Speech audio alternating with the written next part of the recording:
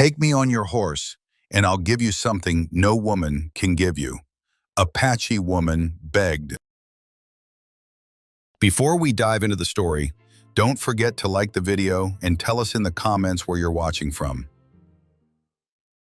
By late afternoon, the frontier road west of the mining settlement had narrowed into something closer to habit than infrastructure, a track kept alive only by the few who still believed there was reason to move through it. Silas Ward followed it at an even pace, his horse steady beneath him, the leather of the saddle worn smooth by years of use that had nothing to do with comfort. The settlement behind him had failed slowly, not in collapse but in neglect, businesses closing one by one until only necessity remained, and Silas had timed his departure to avoid conversation, loading supplies quickly, paying in cash, and leaving before anyone could ask where he lived now or why he still came alone. He was 38 years old, built lean from labor rather than intention, and carried himself with the quiet restraint of someone who had learned that attention attracted consequence. His past had been shaped by violence he did not recount and choices made under pressure that still followed him in fragments, and his current life reflected a deliberate narrowing of risk. He lived north of the settlement in a remote cabin because distance reduced complication, and this supply run, unnecessary by strict measure, had given him an excuse to move through familiar territory without remaining visible for long. The air was already cooling, the kind of cold that crept inward rather than stung, and Silas remained alert without tension, reading the land ahead with trained ease, watching the slope of the ground and the way the dry wash cut across it at an angle that caught shadow early. His horse reacted before he consciously registered the change, slowing just slightly, ears angling towards something that did not belong. Silas tightened the reins and followed the animal's attention, scanning left of the road where the wash dipped shallow and uneven. That was where he saw her. She was low to the ground, close enough to the road to suggest desperation rather than concealment, her body angled awkwardly, as if she had dropped rather than chosen to rest. Her hair was loose, dark against the pale dirt, and her feet were bare, reddened and scraped in a way that told him she had been moving without pause. Silas felt the familiar tightening in his chest.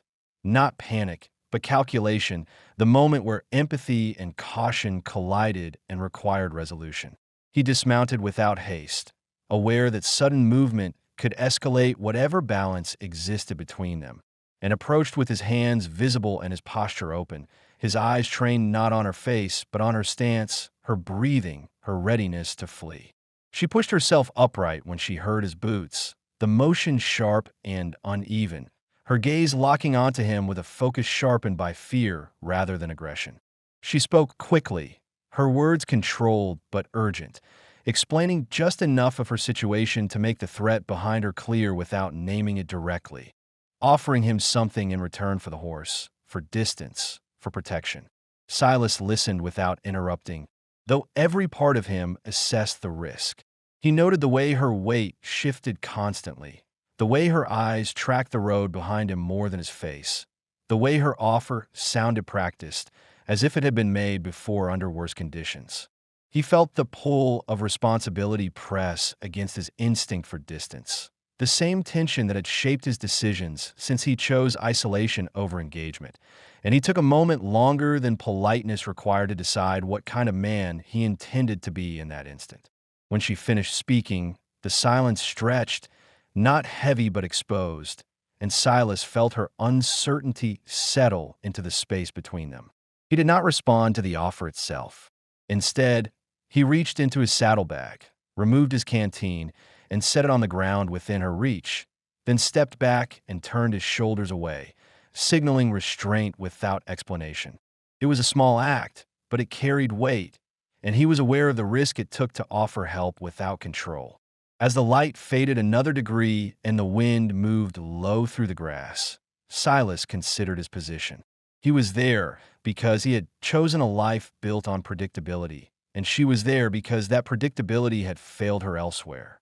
He understood the cost of stepping between those realities, and he also understood what it meant to ride past someone who had nowhere left to go. After a long pause, he gestured toward the horse and spoke for the first time, his voice even and unforced, telling her she could ride with him, not as payment, not as obligation, but because the road behind her was unsafe and the one ahead led somewhere quieter. In that moment, Silas accepted that his journey home would no longer be solitary, and Ayana understood that this man's silence was not indifference, but a boundary drawn with intention. The decision made on the road did not bring relief to either of them, only movement. Silas helped her onto the horse without touching more than necessary, his hands firm and brief at her elbow, his attention fixed on balance rather than closeness. She settled behind him stiffly, her posture guarded, leaving a narrow space between them until the uneven ground forced her to lean forward to stay upright.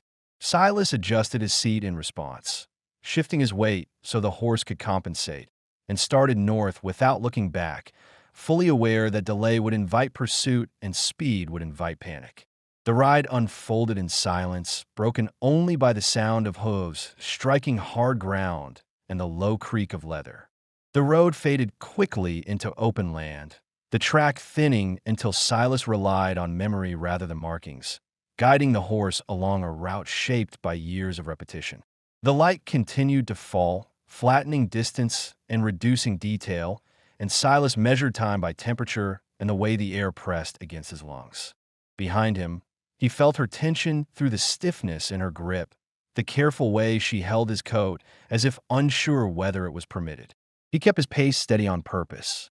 The horse could have gone faster, but Silas understood that speed carried its own danger, especially for someone whose body was already near its limit. He listened closely for any sound that did not belong, adjusting course slightly when the ground dipped or narrowed, and each choice reinforced the reality that he had accepted responsibility whether he spoke of it or not. He did not explain where they were going. He did not ask her to trust him. He focused instead on getting them there intact. As darkness settled fully, the cold deepened, and Silas felt her lean closer once, not from comfort but necessity, her balance failing briefly as the horse stepped down into a shallow cut. He registered the contact without reacting, his jaw tightening as he weighed the risk of stopping against the risk of continuing. He chose to continue, knowing that warmth and shelter mattered more than clarity in that moment. The cabin emerged gradually, not visible all at once, but revealed in parts, the outline of the roof against darker trees, the fence post he had repaired last spring, the cleared space where the ground held firm even after rain. Silas slowed the horse as they approached, giving her time to prepare herself, and dismounted first, tying the reins with practiced efficiency. He stepped aside so she could climb down without assistance if she chose, watching closely but not intervening until her foot slipped slightly on the hard ground. He steadied her then with a brief grip at her forearm, releasing as soon as she regained balance. Inside, the cabin was spare but orderly, shaped by use rather than comfort. Silas lit the lamp and set it on the table, its light revealing the clean lines of a space maintained with intention. He placed dry clothes near the stove, set a plate and food within reach, and gestured toward the fire without commentary. His actions were precise, controlled, and deliberately non-intrusive, each movement reinforcing that nothing was being demanded. When he indicated the door leading to the outer room and took his bedroll with him, she hesitated, clearly unsettled by the choice. Silas paused long enough to meet her eyes, his expression neutral but firm, and explained quietly that he slept there, always. The statement was not defensive. It was factual. He stepped outside and closed the door behind him, leaving her alone with warmth, food, and the unfamiliar challenge of safety offered without condition. As Silas lay awake in the outer room, listening to the stove crackle and the faint movement inside the cabin, he felt the weight of the day settle fully. He had altered the structure of his life with a single decision, and there was no illusion that it would end cleanly. Still, he remained still, breathing evenly, committed to seeing the choice through. Inside, Ayana sat near the fire longer than necessary, unsure how to exist in a space where nothing was being taken from her, and aware that whatever followed would be shaped by what she chose next. Morning arrived with a clear shift in temperature rather than light. the cold easing just enough for breath to stop fogging inside the cabin, and Silas was already on his feet before the stove lost its glow. He moved through the space with the economy of someone accustomed to working alone, checking the fire, setting water to heat, and stepping outside to assess the sky, his mind tracking the day's needs before any words had a chance to form. The land answered plainly. No wind yet, no sign of riders. The kind of mourning that required attention rather than haste. When he returned inside, she was awake and seated on the edge of the chair near the table, dressed in the borrowed clothes he had left the night before, sleeves rolled once to keep them out of the way. She watched him without speaking, her posture upright, alert to every sound and motion, as if rest had not dulled her readiness. Silas acknowledged her presence with a brief nod and placed a cup of warm water on the table within reach, then continued his routine, careful not to crowd the space or force conversation. She spoke first, introducing herself by name in a calm, steady voice, stating it plainly rather than offering it, and Silas repeated it once to confirm he had heard correctly before giving his own. There was no handshake, no explanation, just the exchange of facts. He noticed the way she listened, the way her focus stayed on him rather than the room, and he understood that this was not curiosity, but assessment. She was still deciding whether this place was temporary. Silas laid out his plans for the day without framing them as instruction, mentioning repairs that needed attention and supplies that required sorting, then added that she could choose whether to help or rest. The choice was intentional. He watched her consider it, her gaze shifting briefly to the window and back. And when she asked where she would be useful, he directed her to a small pile of torn fabric and tools near the table, explaining how he preferred repairs done. His tone remained even, the boundaries clear but flexible. As the hours passed, the cabin filled with the quiet signs of shared work, the scrape of wood against wood, the soft pull of thread through cloth, and the occasional sound of Silas adjusting a tool or shifting position.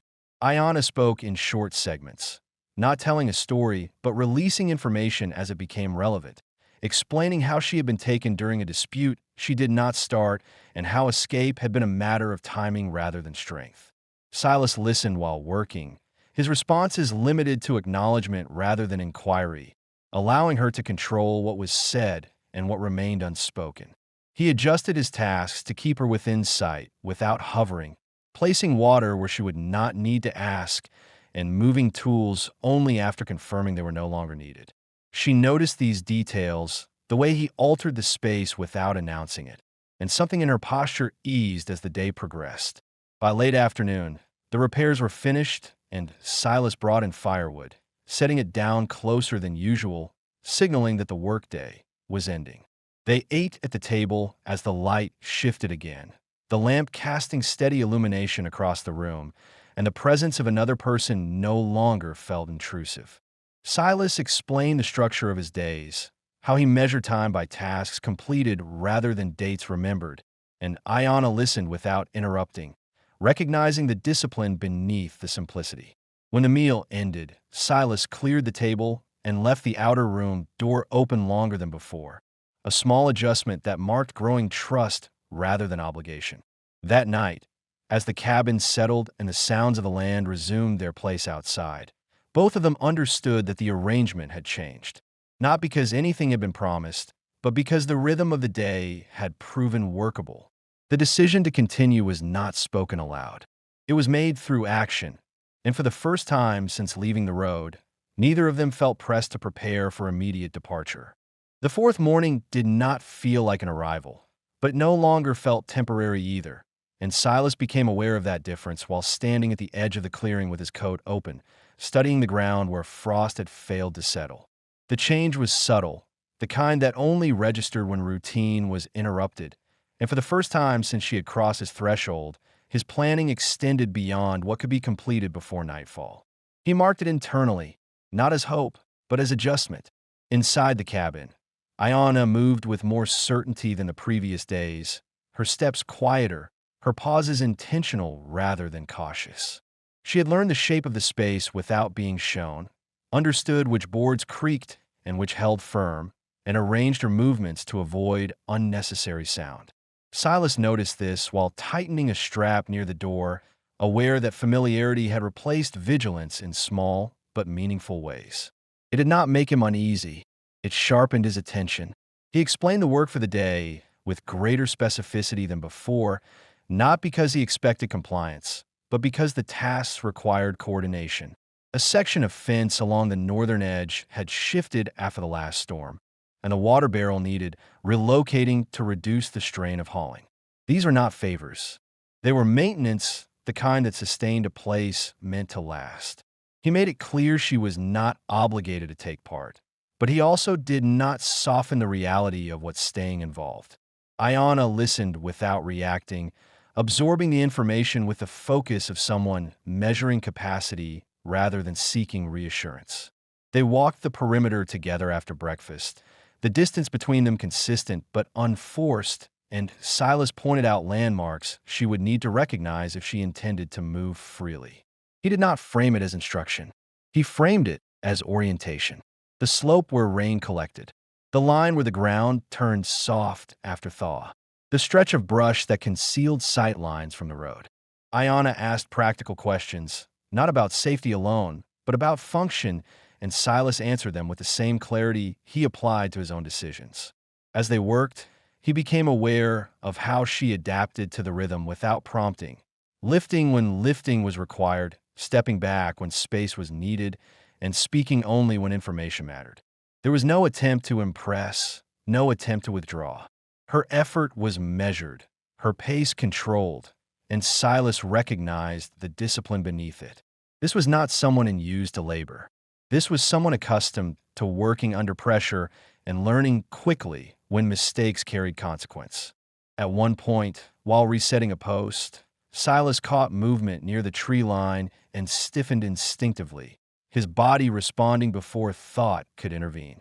Ayana noticed immediately, her attention snapping to his posture rather than the land itself. He raised a hand slightly, not to stop her, but to signal awareness, and waited until the movement resolved into nothing more than wind through branches. The moment passed, but the exchange left an impression. She had read him correctly. He had allowed it.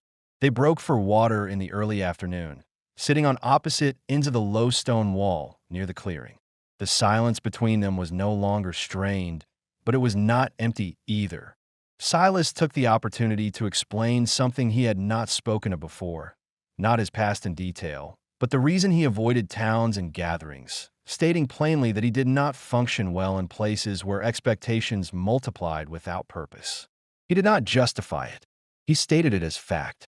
Ayana responded by acknowledging the logic without pressing for explanation, accepting the boundary without interpreting it as rejection. When they returned to the cabin, Ayana surprised him by moving the water barrel without being asked, adjusting its placement so it could be accessed from two directions. She explained her reasoning simply, outlining how it reduced effort over time. Silas considered the change, tested it once, then nodded and left it where she had set it. The acceptance was quiet, but it carried weight. It marked the first time the space had been altered by someone other than him. As evening approached, Silas took inventory of supplies with greater transparency, laying them out on the table and discussing what would need replenishing before winter fully set in. He did not assume her presence was permanent, but he did not plan as though it was temporary either. Ayana listened carefully, calculating alongside him, and contributed observations that suggested long-term thinking rather than immediate survival. He registered this without comment, aware that planning together changed the nature of the arrangement. Dinner that night was unremarkable in content, but different in tone. The conversation did not circle back to escape or pursuit. It focused instead on weather patterns, workload distribution, and the pace at which tasks could be completed without exhaustion. Silas noticed that she no longer watched the door while she ate. Ayana noticed that he no longer positioned himself between her and the exit by default. Neither remarked on it. Later, as Silas prepared the outer room, he paused, then retrieved a second blanket and placed it near the door without explanation. It was not an invitation. It was acknowledgement of shared conditions.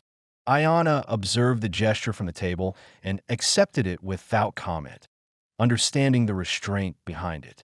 That night, Silas lay awake longer than usual, not listening for danger, but reviewing the day with deliberate clarity. He had allowed another person to alter the function of his life, not through force or urgency, but through competence and consistency. It unsettled him less than he expected. Inside the cabin, Iona sat briefly near the cooling stove, considering the same reality from the opposite direction, aware that she had not been asked to prove her worth, only to participate honestly. By the time both rooms settled into silence, the cabin held a different balance than it had the night before. Not softer, more stable. And while neither of them named it, both understood that what was forming was no longer shelter share by necessity, but a structure beginning to accommodate choice. The first disruption did not announce itself with sound, urgency, or visible threat, and that was why Silas noticed it before Iona did. He was working along the western fence line just after midday, replacing a warped rail that had split cleanly along the grain, when the absence settled into the space around him. The land still looked the same. The sky held steady. The wind moved as expected. What changed was what failed to happen. No birds lifted from the brush. No small movement followed his steps. The quiet was intact, but it was no longer neutral. Silas stopped working without straightening fully, his hand resting on the fence post, his weight balanced in a way that allowed him to move in any direction without hurry. Years of experience had trained him to recognize this kind of stillness, the kind that arrived not because the world was calm, but because something else had already passed through it. His pulse did not quicken. Instead, his focus narrowed, attention sharpening into something precise and deliberate. He did not call out to Iona. She was inside the cabin, sorting supplies he had laid out that morning, making notes on what could be stretched and what could not, her concentration deep enough that she missed the initial change. When she did look up, it was because she felt it rather than heard it, a pressure in the space that did not belong to routine. She moved to the doorway slowly, stopping short of stepping outside, and watched Silas from a distance. He turned his head just enough to meet her gaze and gave a single, minimal gesture that communicated awareness rather than alarm. It was not a warning. It was confirmation. Iona stayed where she was, understanding that remaining unseen mattered more than proximity. The exchange was brief, silent, and complete. The riders appeared less than 10 minutes later. They did not approach aggressively. That too, Silas registered immediately. Their pace was casual, their posture loose, the kind of confidence carried by men who believed they had time and leverage. 3 of them rode in from the south, following the faint suggestion of a track rather than a defined road, their eyes already scanning the land as if expecting resistance or flight. Silas stood fully upright now, stepped away from the fence, and moved toward the cabin at an even pace, positioning himself between the riders and the structure without drawing attention to the fact that he had done so. When they addressed him, their tone was conversational, their questions framed as curiosity rather than accusation. Had he seen anyone pass through? Had he noticed signs of travel? Had anything unusual occurred recently? At one point, while resetting a post, Silas caught movement near the tree line and stiffened instinctively, his body responding before thought could intervene. Iona noticed immediately, her attention snapping to his posture rather than the land itself. He raised a hand slightly, not to stop her, but to signal awareness, and waited until the movement resolved into nothing more than wind through branches. The moment passed, but the exchange left an impression. She had read him correctly. He had allowed it. They broke for water in the early afternoon, sitting on opposite ends of the low stone wall near the clearing. The silence between them was no longer strained, but it was not empty either. She did not recognize the voices, but she recognized the cadence, the practiced ease of men accustomed to control. Her breathing stayed steady, though her muscles tightened, memory pushing against restraint. She forced herself to remain still, aware that movement could undo what Silas was holding in place through posture alone. The conversation stretched longer than was comfortable, the riders testing boundaries without crossing them, and Silas held his ground without shifting tone or position. When one of them asked directly about strangers, his response was immediate and measured, neither defensive nor dismissive. The certainty in his delivery did more work than any threat could have. Eventually, interest faded. Dissatisfaction lingered, but it did not outweigh caution. The riders exchanged glances, reassessed, and chose withdrawal over insistence. Silas did not watch them leave. He waited until the sound of hooves had fully dissolved into distance, then stood where he was for several seconds longer, ensuring the land returned to its prior rhythm before moving. Only then did he step aside and allow himself to breathe more deeply, the controlled tension easing without release or display. He turned toward the cabin and nodded once to Ayana, a signal that required no explanation. She emerged after that, not rushing, her movements composed, her expression thoughtful rather than shaken. They did not speak immediately. Silas closed the distance between them just enough to confirm she was unharmed, then stepped past her to secure the door, checking the latch with more care than usual. When he returned to the table, he sat without removing his coat, his posture indicating that the day was not yet finished. Ayana broke the silence by stating an observation rather than a question, acknowledging what the encounter had meant without framing it as debt. Silas responded by clarifying a single point, explaining that what he had done was not exceptional, only necessary given the circumstances.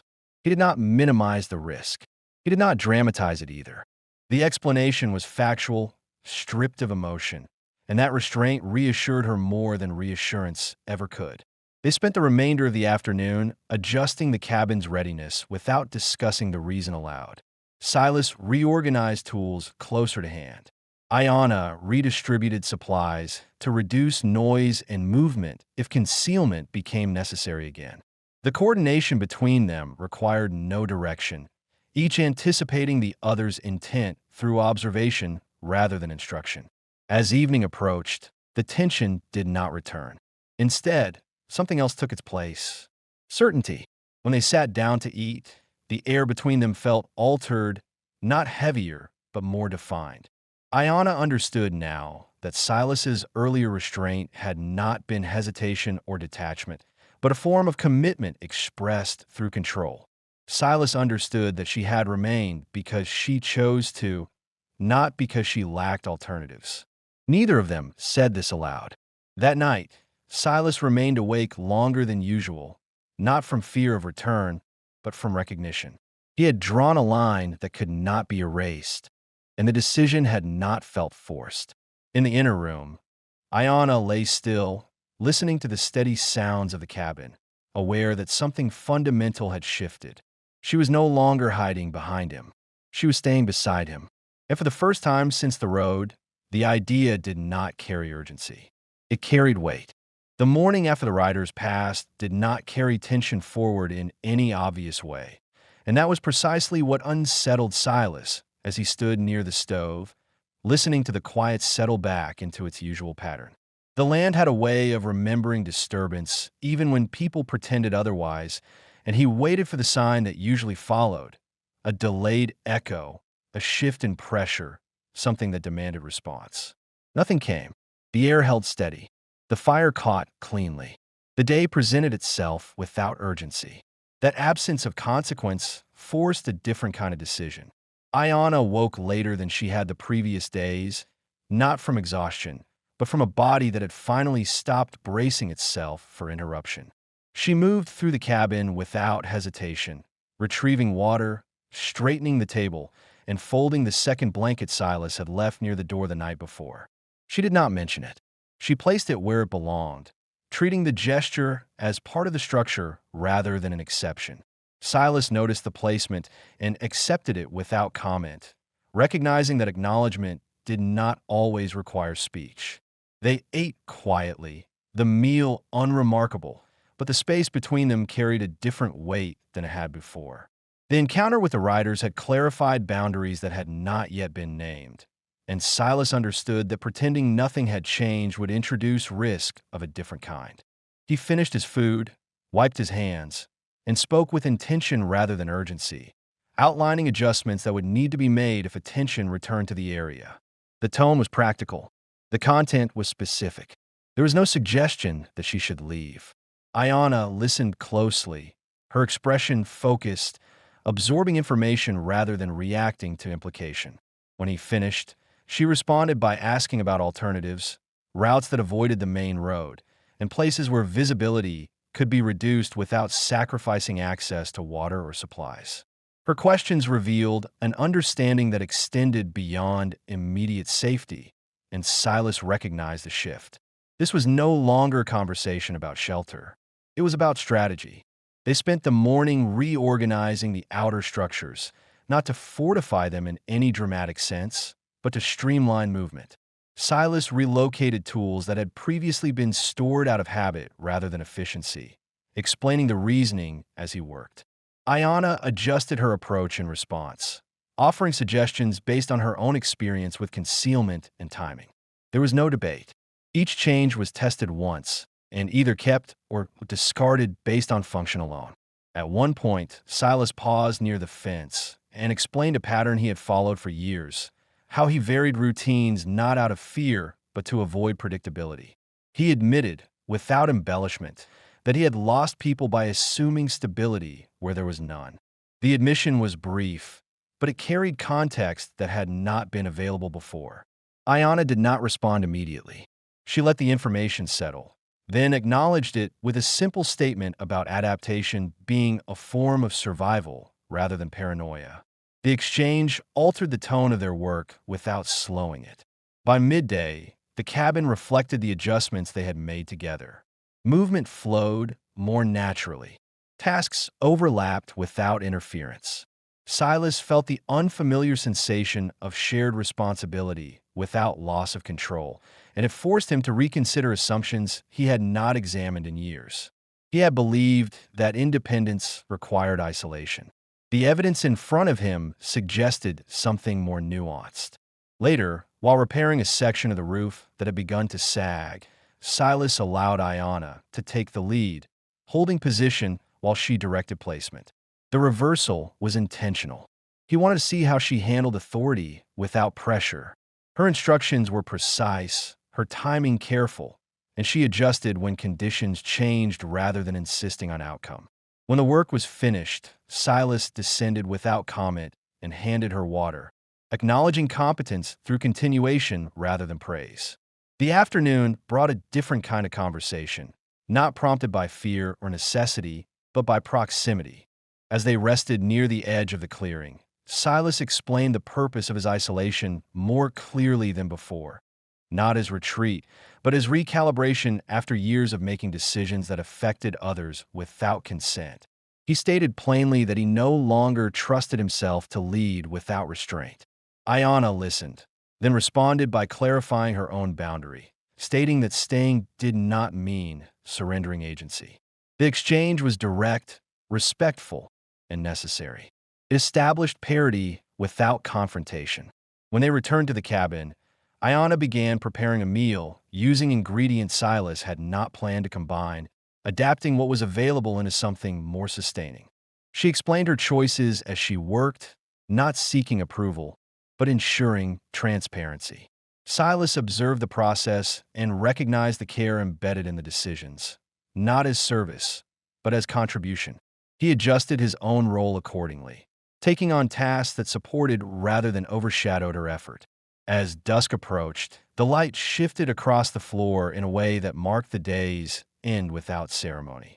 They ate together, the conversation drifting toward the coming season, not in abstract terms, but in specifics that implied duration. Storage capacity, labor division, the possibility of travel when conditions allowed. Silas did not frame these topics as plans. He framed them as considerations. Ayana engaged with them as choices rather than obligations. That evening, Silas retrieved a second chair he had stored and used for years and placed it opposite his own at the table. The act was deliberate and visible. Ayana noticed immediately, her expression unreadable for a moment before she took the seat without hesitation. The balance of the space shifted again, not toward comfort, but toward intention.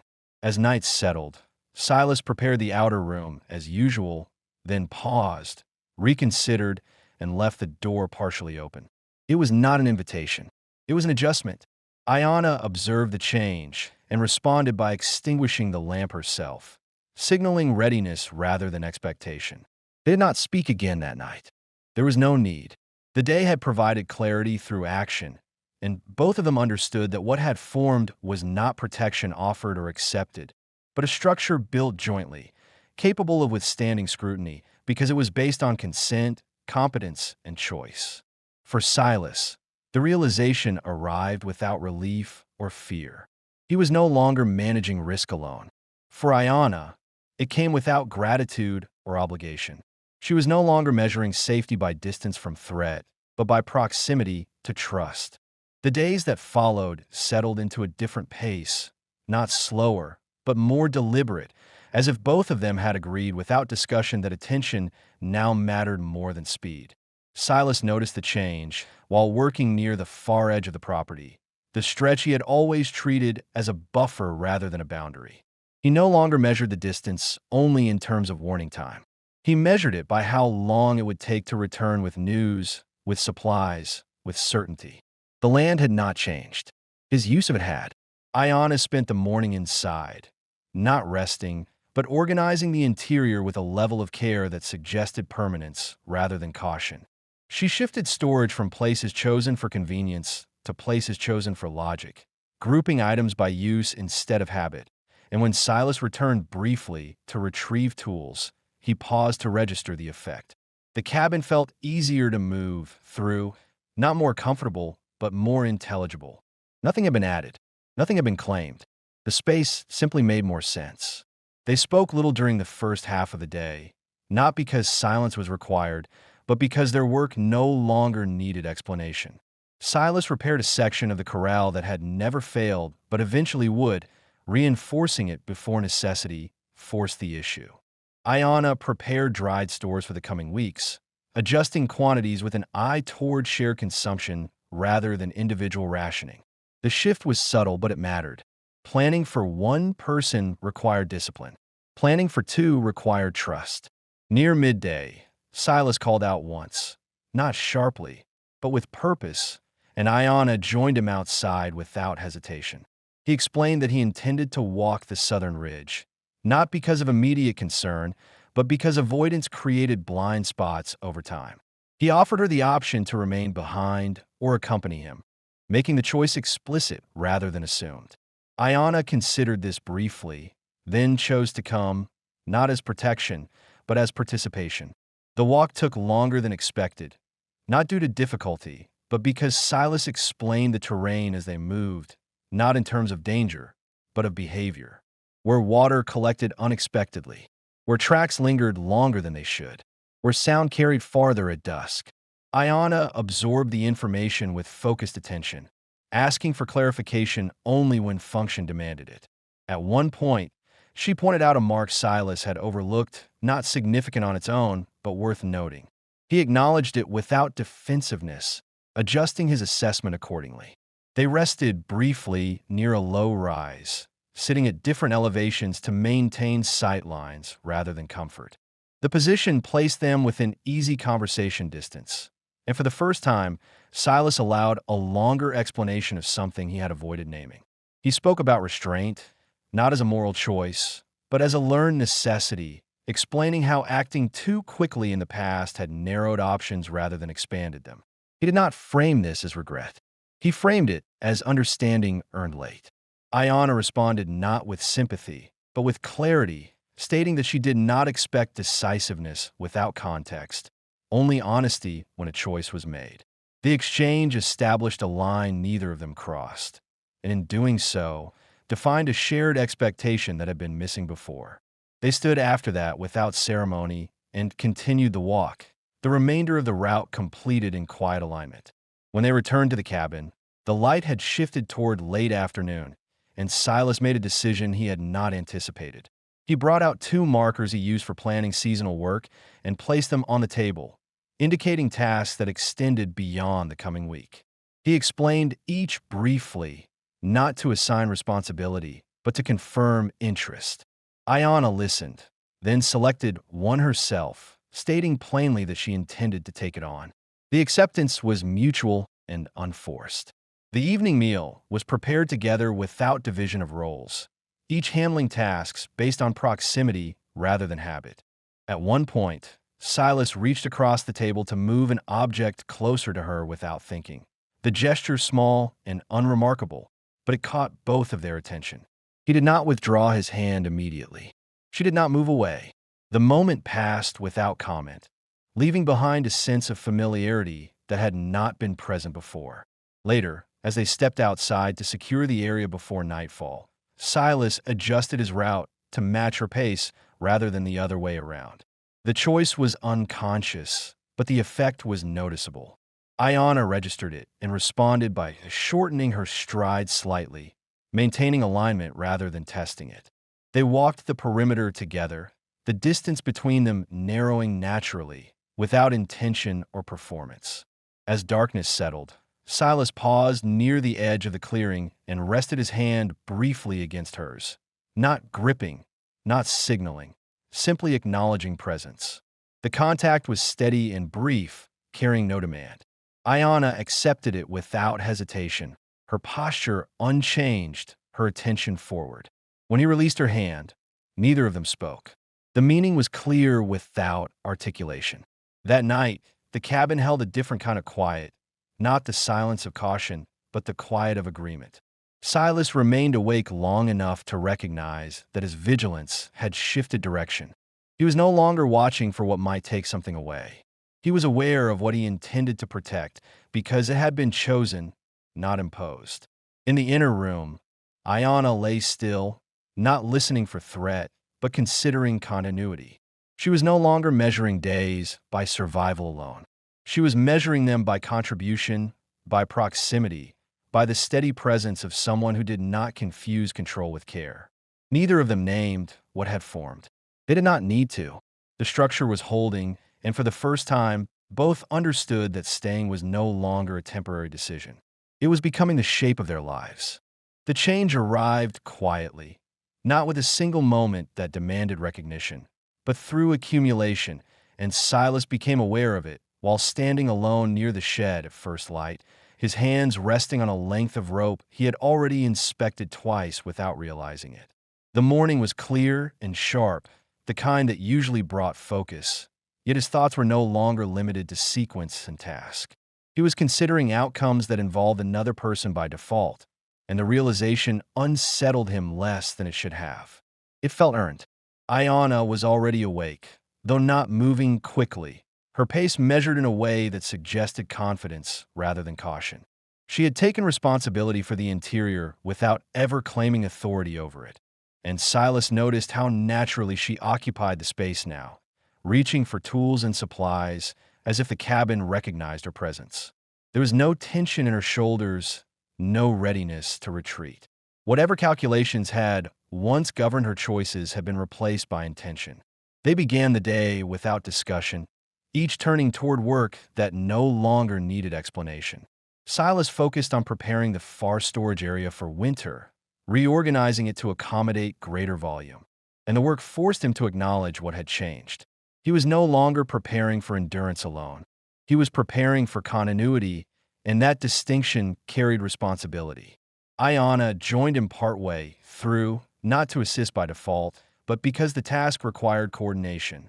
She suggested adjustments that improved access and reduced wasted movement, and Silas implemented them immediately, trusting her judgment without review. Later, while sorting preserved food, Ayana raised a concern about balance rather than scarcity, pointing out that survival required more than adequate calories. It required consistency, predictability, and enough margin to absorb interruption. Silas listened carefully, recognizing the strategic thinking beneath her words. He had always measured readiness by resilience under pressure. She was measuring it by sustainability. The difference mattered. The afternoon brought a task Silas had postponed for years, not out of difficulty, but reluctance. He retrieved materials for reinforcing the cabin's rear wall, a section he had left unchanged because altering it required admitting permanence. He did not announce the reason. He simply began. Ayana noticed immediately, understanding the significance without explanation, and joined him without comment. They worked in steady coordination, Silas handling structure, Ayanna managing placement and alignment, the rhythm uninterrupted by doubt or hesitation. During a pause, Silas spoke quietly, explaining that he had once believed avoiding commitment reduced loss, that keeping things temporary made departure easier. He stated this without emotion, not seeking absolution or agreement. Ayanna responded by clarifying that she did not equate permanence with captivity, that choosing to remain did not mean abandoning the ability to leave. The exchange was precise, respectful, and necessary. It established that what they were building was not a trap, but a shared decision subject to revision only by mutual consent. As the work concluded, Silas stepped back and assessed the structure, satisfied not only with its strength, but with the process that had produced it. He realized that trust had shifted from something conditional to something functional. It no longer required constant evaluation. It simply operated. That evening, as the sun dropped low enough to cast long shadows across the clearing, Silas brought out items he had not planned to share yet. Small personal effects he had stored away, not because they were valuable, but because they carried weight. He placed them on the table without explanation, offering context rather than confession. Ayanna listened as he described where each had come from, not lingering on loss, but on consequence. She did not respond with comfort. She responded with attention, acknowledging each detail as part of the present rather than a burden of the past. In return, she spoke of her own history with clarity rather than distance, explaining how she had learned to read people quickly because hesitation had cost her safety before. She explained that the offer she had made on the road had not been desperation alone, but strategy shaped by experience. Silas accepted this without judgment, recognizing the intelligence behind it. The honesty between them altered nothing in their behavior, and that was the point. Understanding did not require adjustment.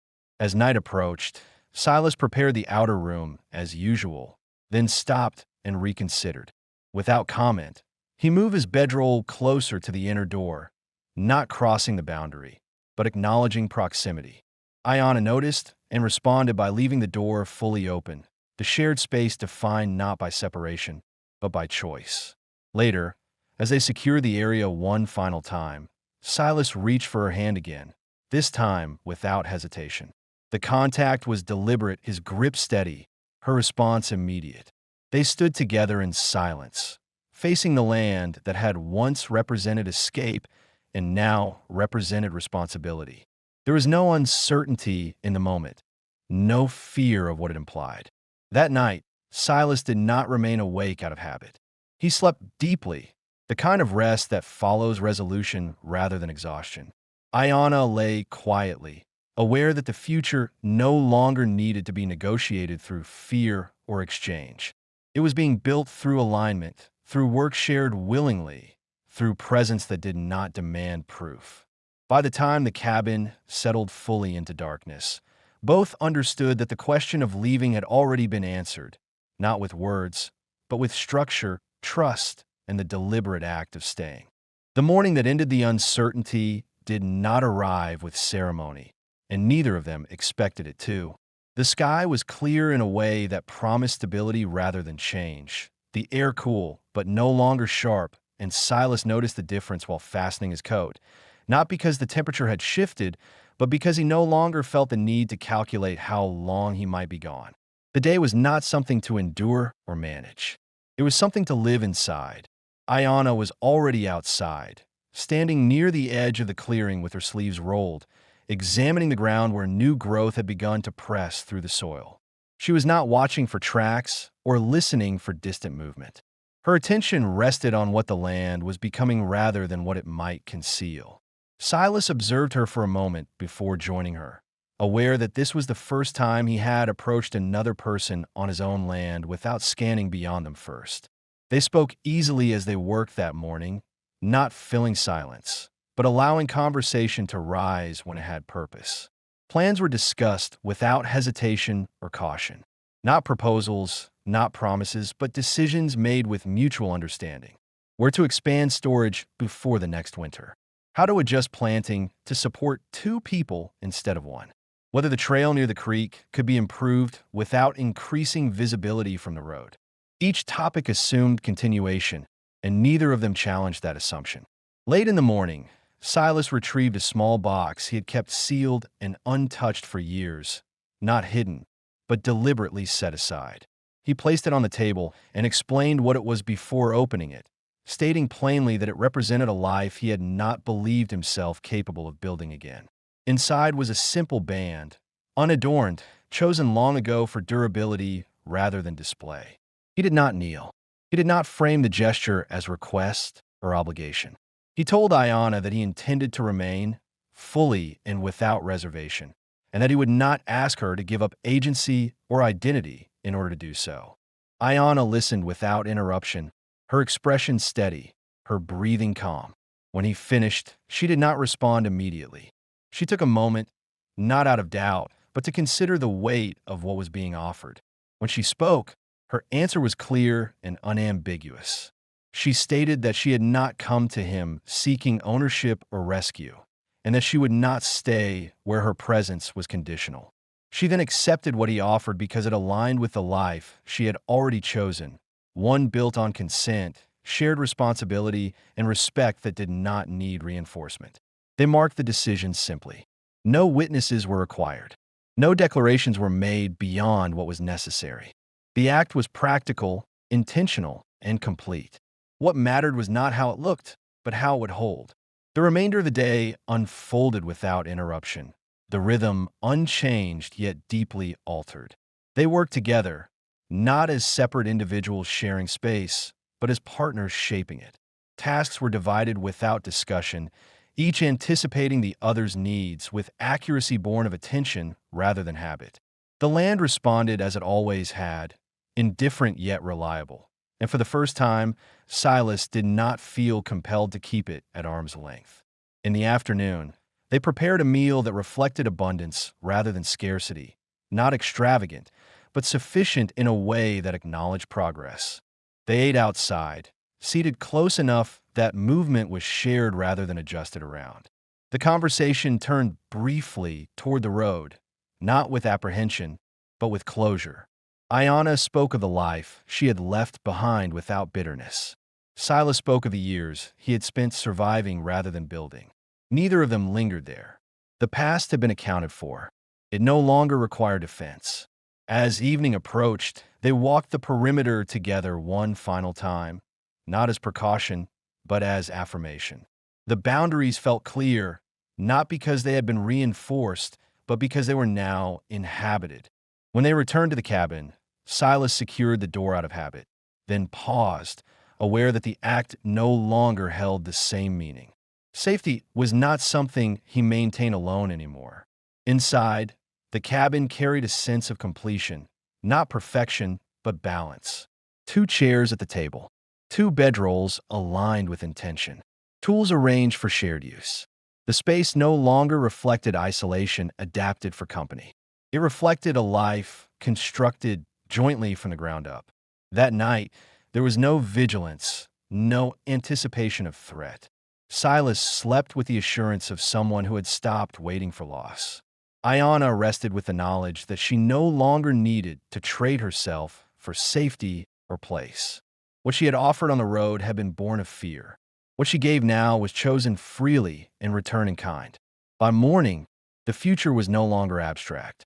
It was present, defined, and steady. They would remain. They would build. They would face whatever came without bargaining for the right to exist beside one another. The road west of the mining settlement still led nowhere of consequence, and neither of them had any reason to follow it again.